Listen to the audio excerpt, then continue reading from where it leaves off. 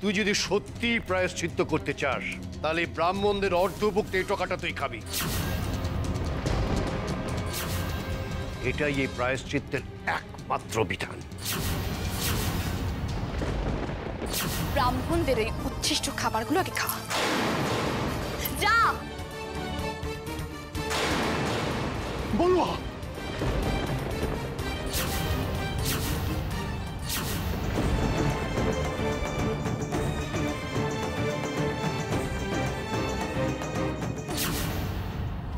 মলুয়া, না, তুমি এ কাজ করবে না।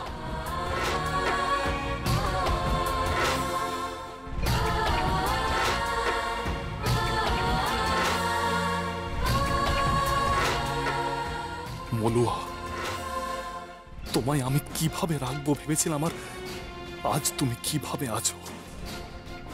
আমি তোমায় দেওয়া প্রতিজ্ঞা পূরণ করতে পারিনি। আমি তোমায় এত অত্যাচার অসম্মান থেকে নিরাপত্তা দিতে পারিনি। যে যুবরাজ তার নিজের স্ত্রীকে নিরাপদে রাখতে পারে না, সে প্রজাদের কি করে রক্ষা করবে? এই রাজ্যের ওপরে হওয়া আক্রমণ প্রতিহত করবে কি করে? আমি সত্যি এক হতভাগ্য যুবরাজ। আমুর চেয়ে বড় হতভাগিনী আর কেউ নাই যুবরাজ।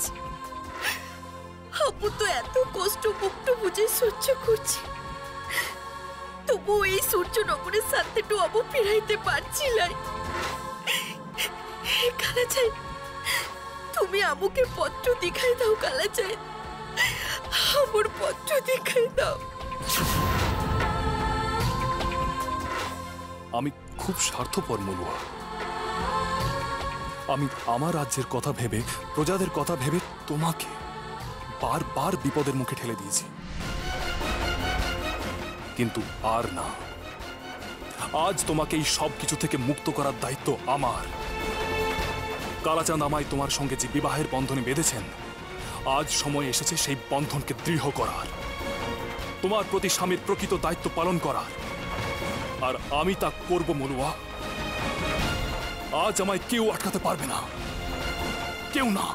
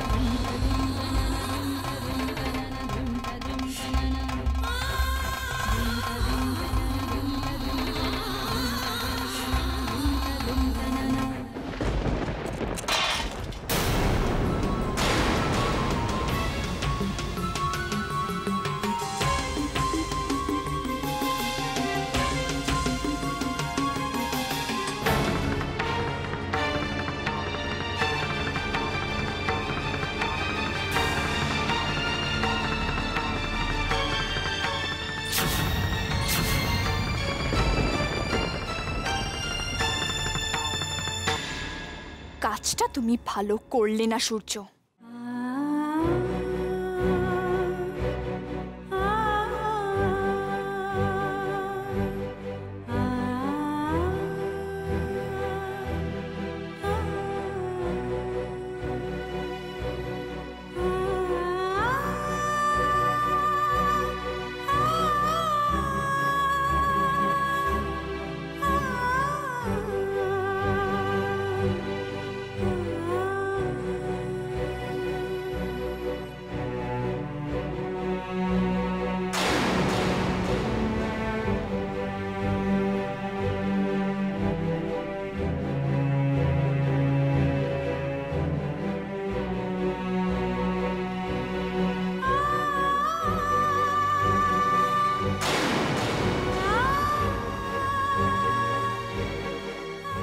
আপনি কিন্তু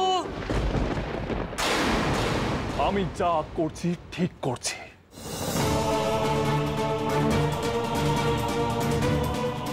খবরদার আমাকে কেউ আর বাধা দিতে আসবেন না।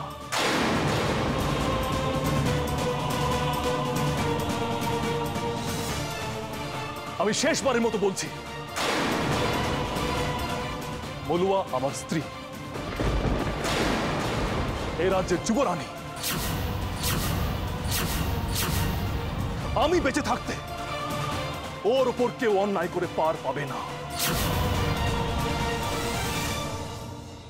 আজ আমি আমার সহ্যের একেবারে শেষ সীমায় এসে পৌঁছেছি। আমি আর কাউকে ভয় করি না, কাউকেই না। আমি সত্যি আজ হিতাহিত জ্ঞান শূন্য।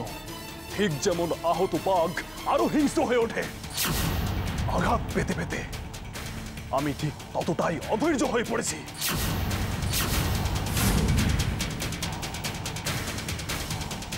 মলুয়ার দিকে যে অসম্মানের চোখে দেখবে, তাকে সূর্যকুমারের হিংস্রতার শিকার হতে হবে।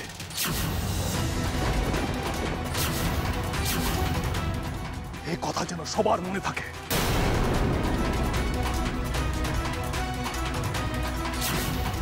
লালা, যুবরাজ তুমি। আজ তুমিও আমায় স্বামীর কর্তব্য পালন করা থেকে আটকাতে পারবে না মলুয়া। আজ কারো কোনো আপত্তি, বিরোধিতা, অভিশাপ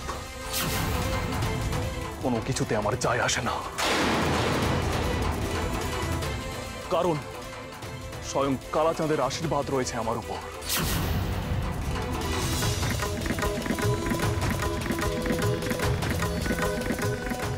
তাই আজ আমি সবার সামনে জোর গলায় ঘোষণা করছি যে কালাচাঁদের মন্দিরে মলুয়াকে বিবাহ করার সময় যে সব প্রতিশ্রুতি আমি দিয়েছিলাম, সেই সব কিছু আমি পালন করব।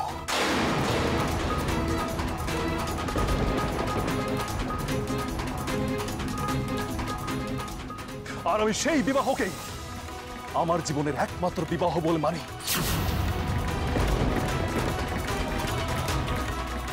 আর কোনো বিবাহকে নয়।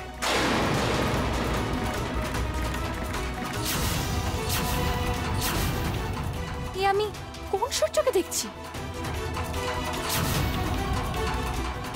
তাই বলুয়াই আমার পাট রানী।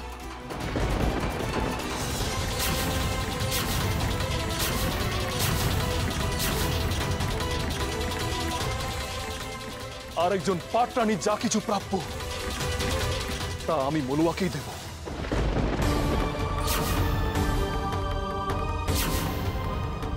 আজকের পর থেকে মলুয়াকে কেউ দাসী বলে সম্বোধন করার সাহসটুকু করবে না। মলুয়া এই রাজ্যের যুবরানী, আর তাকে যেন যুবরানী বলে সম্বোধন করা হয়, এটা সূর্যবংশের যুবরাজ রাজকুমার সূর্যের সিদ্ধান্ত।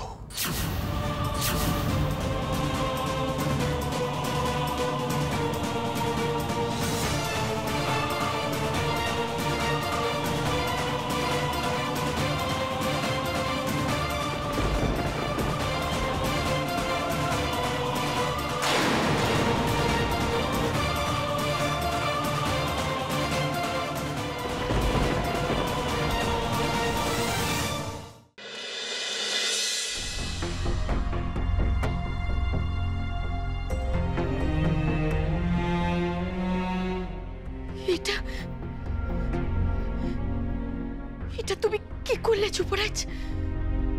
যা করলাম তা আমার অনেক আগে করা উচিত ছিল। কিন্তু এতদিন ধরে যে কারণে আমরা এত কষ্ট মুখ বুঝে সহ্য করলাম, সেই যুদ্ধ যে আর আটকানো যাবে না। আমি রাজবংশজাত মলুয়া, এসব যুদ্ধকে আমি ভয় করি না। আর যাতে কোনো প্রজাকে এই যুদ্ধের বলি না হতে হয়, তার জন্য এতদিন আমি যুদ্ধ থেকে বিরত ছিলাম। কিন্তু তার মানে এটা নয় যে সারা জীবন যুদ্ধের ভয় থেকে তোমাকে এভাবে অপমানিত হতে দেব। আর আমি কারোর ভয়ে নিজের কর্তব্য থেকে বিচ্যুত হব না মলুয়া। কিন্তু এবার তুমি সবটা সামাল দিবে কি করে যুবরাজ? যদি সত্যিও ব্রাহ্মণেরা বিদ্রোহ শুরু করে, যদি সত্যি উর্মিমালা প্রতিশোধ নিতে গিয়ে এই পরিবারের কারো কোনো ক্ষতি করে ফেলে, তখন তুমি কি করবে? তখনকার কথা আমি তখন ভাববো মলুয়া। কিন্তু এখন আমি জানি আমাকে কি করতে হবে। নাও তুমি তোমার সমস্ত জিনিসপত্র গুছিয়ে নাও মলুয়া। কেন? কোথায় যাবো আম্মু? পাটরানীর বিশেষ মহলে। এই ছোট্ট আড়ম্বরহীন কক্ষ তোমার জন্য নয়।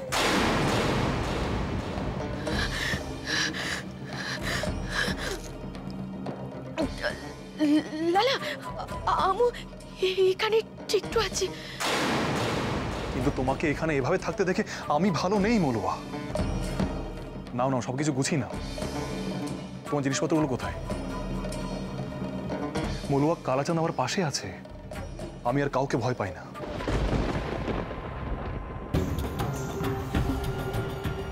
হে কালাচাঁদ, এবার উর্মিমালা কি করবে কে জানে।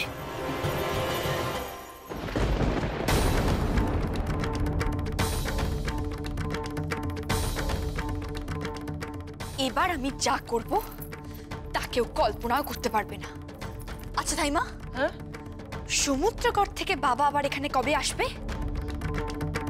ওনার কি আর এখানে বসে থাকলে চলবে মা?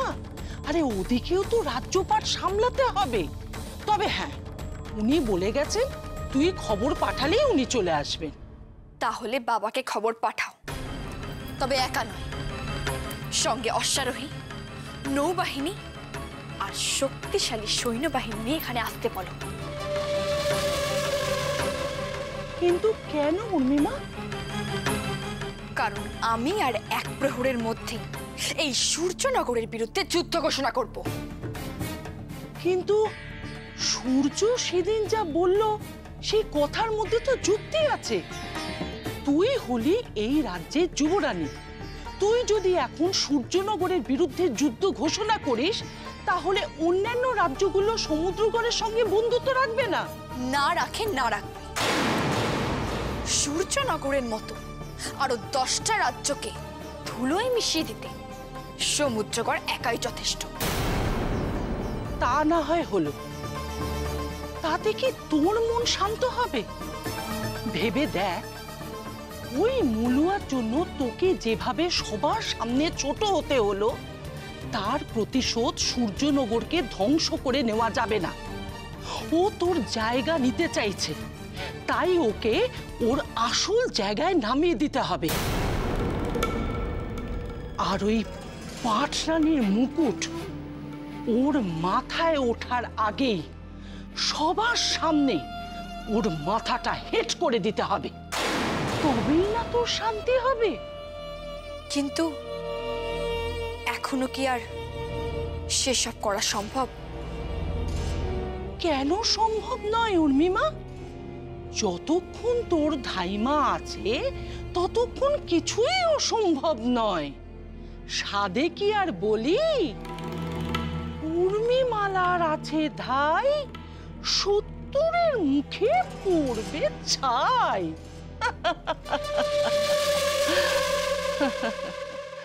হুবুলু দুড়ুং ছট। অবশেষে এত অপেক্ষার পর সুদিন আগত দুয়ারে।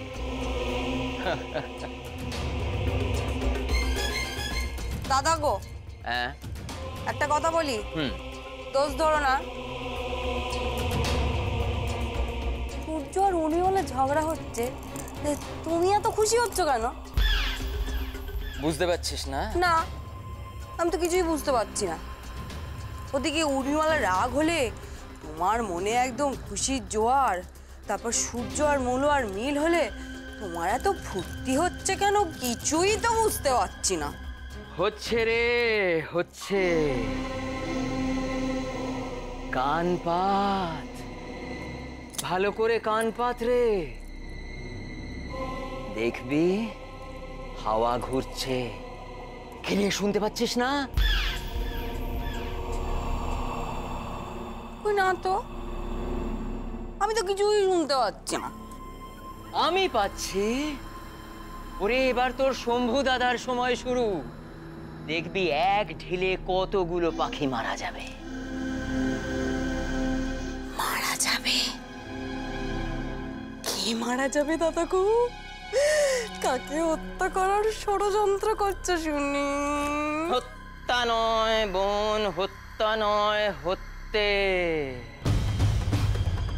আমি হত্যে দেওয়ানোর ষড়যন্ত্র করছি। এবার দেখবি ওই উর্মিমালা কেমন আমার পায়ের কাছে হত্যে দিয়ে পড়ে থাকবে।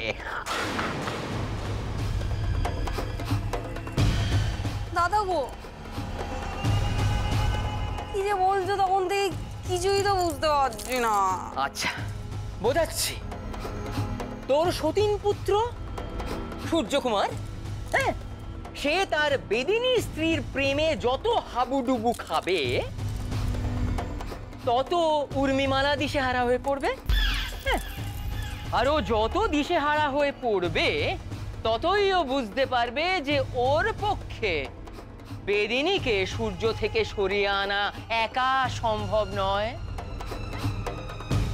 তখনও বুঝতে পারবে যে শম্ভুর শরণাপন্ন হওয়াটাই একমাত্র উপায়। কারণ ও জানবে যে এই রাজবাড়ি থেকে মৌলুয়াকে দূর করার ক্ষমতা একমাত্র শম্ভুর। আর ওই বেদিনী মেয়ে মৌলুয়া যখন আমার পথ থেকে দূর হয়ে যাবে তখন এই রাজত্ব হবে আমার জাদুর। হ্যাঁ হ্যাঁ, চাদুর চাদুর তো আমার জাদুর হ্যাঁ, তো সোনা। জাদু সোনা, জাদু সোনার, জাদু সোনার। চলো মলুয়া, আজ আমি তোমায় দেওয়া আমার সব কথা রাখবো। তোমাকে সর্বসমক্ষে আমার পাটরানী বলে মর্যাদা দেব। এসো।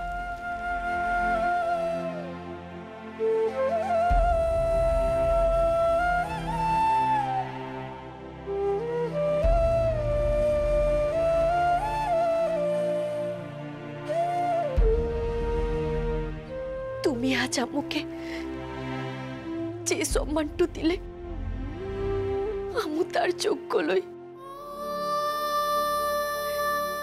কিন্তু আমু সারা জীবন তোমার এই দানটুর কথা মনে রাখবো। সারা জীবন আমায় মনে রাখো তাহলেই হবে। আর এই যে তুমি দানের কথা বলছো, এটা দান নয়। আমি তোমাকে তোমার প্রাপ্য সম্মান দিতে চাই।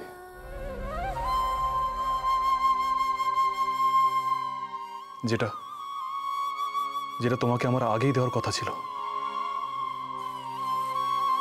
আমি সেটা তোমাকে দিতে পারিনি মলুয়া।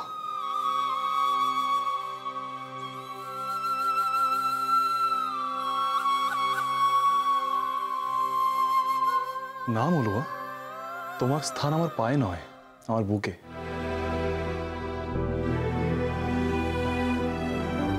আর শুধু আমার কেন, তোমাকে আর কারো কাছে কোনোদিনও মাথা নত করতে দেব না।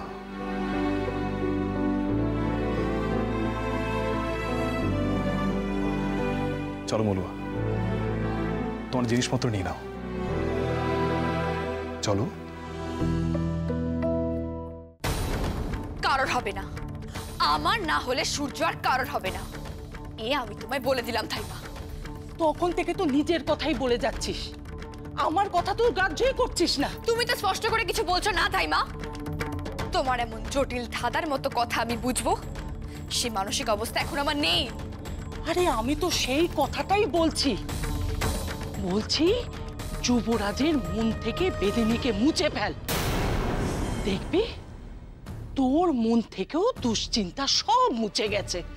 তুমি এমন করে বলছো যেন ওই বেদিনী ঝড়ে উড়ে আসা খড়কুটো, আর তাকে কক্ষের ধুলো পরিষ্কার করার মতো মুছে ফেলা যাবে।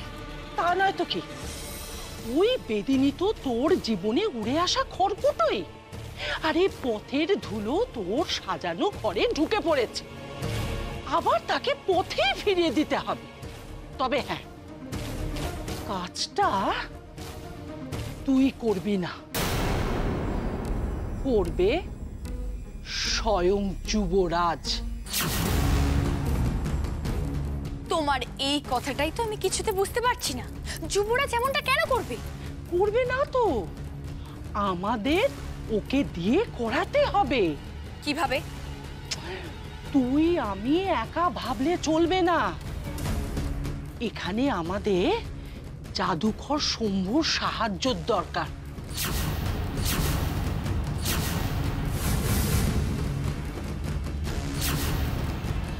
এখন সবার আগে প্রয়োজন সূর্য আর মলুয়ার বিচ্ছেদ ঘটানো, আর সেই কাজটা যেই পারবে আমার তাকেই প্রয়োজন, সে যেই হোক না কেন। তাহলে চল জাদুকর শম্ভুর সঙ্গে গিয়ে পরামর্শ করি। আর পাটরানীর অভিষেক তো এই রাজ্যেই হবে, তবে সেখানে সূর্যের পাটরানী হিসেবে মলুয়া নয়, তুই থাকবি, তুই।